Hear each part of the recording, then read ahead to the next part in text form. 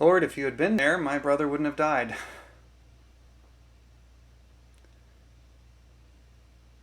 Um, I'm not going to presume to know what is happening in the private lives of all you who are listening this morning.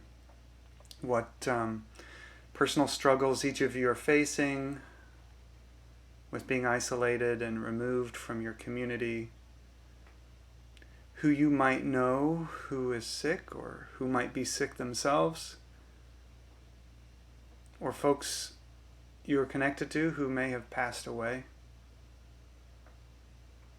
Or the constant anxiety of what might be around the corner, or the fear of possible financial insecurity, that fear that everything we thought was quote unquote normal could potentially be questioned. I can't possibly know what it is like for you as individuals to live in this strange new world, but I can say this. What we're feeling collectively and as individuals has a name. It's grief. As in touch with myself as I'd like to think I am, I didn't fully recognize that I was experiencing grief until 2 days ago during a long telephone conversation with a friend of mine in Ohio. We were sharing what life looked like for the both of us, our telecommutes, the health of our family members, the isolation, stress of balancing family and work when it's all happening right in the living room.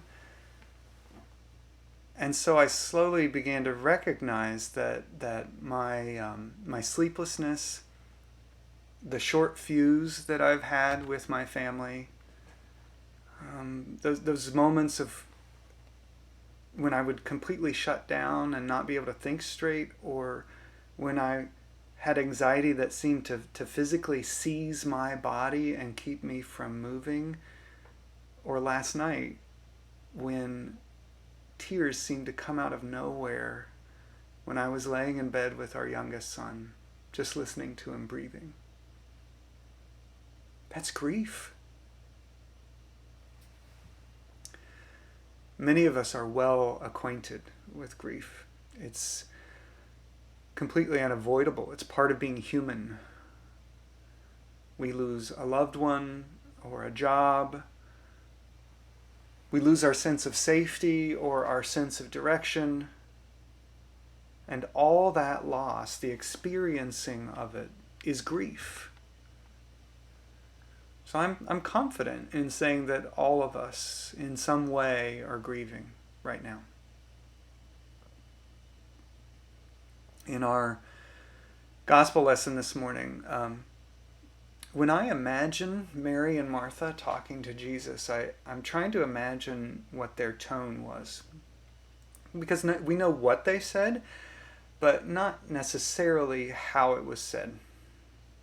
So I imagine how I think I would respond if this was my sibling who just passed away. Passed away after I sent word to the one person I knew would be able to fix it all. Sent word to him to come to help his beloved friend, and I knew that he could heal my brother, but he doesn't show up. At least not in time, anyway. Despite my plea, despite how much I know that this guy cares about my brother, despite how much he knows I love my brother, he shows up on the 4th day. And my brother's already dead. Yes, Rabbi, I do believe that you are the Messiah, but come on. All you had to do was not take your time, not loaf around, and none of this would have happened. If you had been here, my brother wouldn't have died. disappointment, anger, maybe some bewilderment and confusion, and all of it tinged with deep sorrow and deep pain, grief. What we also know, even if we have a hard time recognizing it or admitting it sometimes, is that there is nothing we can do to stop grief. And there's nothing we can do to make it easier or make it not so hard, except to be present to it. But when you're in the middle of the valley, surrounded by dry bones, does it ever feel like God's presence and those feelings of sadness and anxiety, fear, confusion, does it ever feel like they can't possibly coexist? Because I certainly feel that way sometimes. I'm human, and I think it's a human tendency, or at least a modern human tendency. We want black and white in our lives, not messy swirls of color. We want the world categorically divided. It's God versus the devil, it's light versus the dark, it's mountaintop versus the valley, it's good versus bad, or maybe a bit more accurately, happy versus everything else. I create God in my own image. I don't really like feeling anything but the happy stuff. I don't. I don't want to be in that emotional place where I feel hard feelings. So I imagine that God doesn't either. Feelings of deep sadness and of confusion, disappointment, anger, frustration, those are places you and I go where we think God doesn't. Yet the biblical witness and even our own experiences in our own lives show something that's totally different. Mary and Martha, over time, they have developed a relationship with Jesus that means that even in the deepest grief at the loss of their brother, they continue to look toward him as the source of all their hope.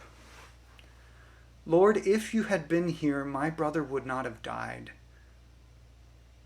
But even now, I know that God will give you whatever you ask of him. Being frustrated or disappointed or angry, none of that means that Jesus isn't still the person they turn toward. And even Jesus doesn't shy away from his own grief. Our reading says, when Jesus saw her weeping, he was greatly disturbed in spirit and deeply moved. He began to weep. Not only is Jesus present to Mary and Martha's grief and their disappointment and frustration and confusion, but God made flesh Jesus is so present to the emotion that he experiences them too.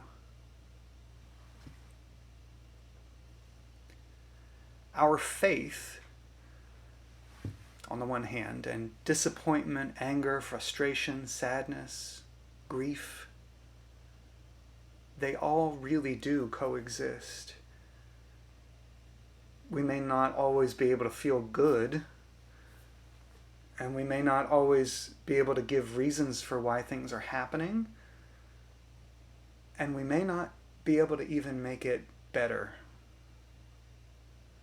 But we can feel and know a divine, abiding love, a presence that will show up regardless, a presence that will carry us through. God is present to all of life, and God grieves along with us. God grieves that things aren't what they're supposed to be yet. We're in a unique position right now, I think, as Christians in this community, and worldwide, really. Because we're in the position to witness to and to share with others the God who abides, who doesn't promise to just fix everything, but promises to be in the thick of it with us, who promises to connect us even in the midst of death or deep pain or grief that we can't possibly understand, to connect us to eternity. A God who promises to feel our pain and to not turn away from it. We are corporately, globally, as a species, in the valley. A valley of disaster, death, and a lot of unknowns. Out of the depths we cry to God, Lord, hear our voice, as we read in Psalm 130. And God does hear. Mortal, can these bones live? And knowing God is and will always be right in the mess of all this with us, the only thing we can and should say is, "Oh Lord God, you know." May it be so. Amen.